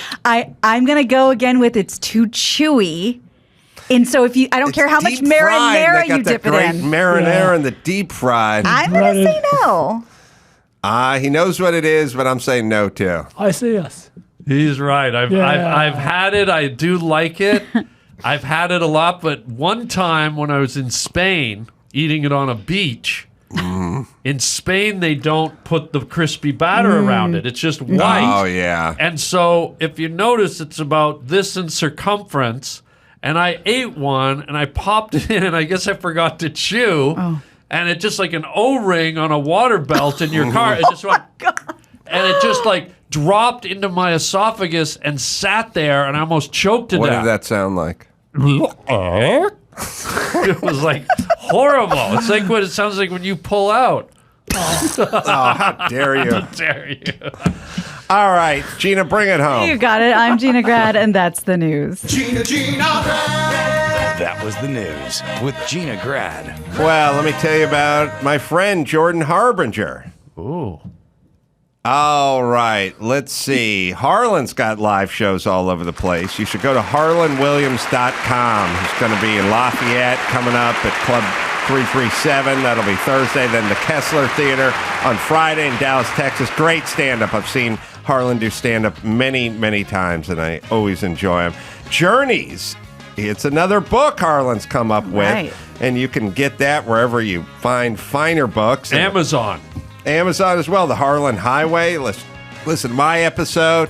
Dallas is filling up. Working Blue with John Popper. We're all going to be out there. Reserve your spot exclusively at adamcarolla.com because that's filling up fast. Tucson Rialto Theater, December 15th. I'll be doing stand-up there, and then we'll all be heading out to Tempe to do live podcasts December 16th, 17th at the Tempe Improv. Until next time, Adam Carolla for Harland Williams, Gina Grad, and Bo Bryan. Say it! Mahalo! Yeah!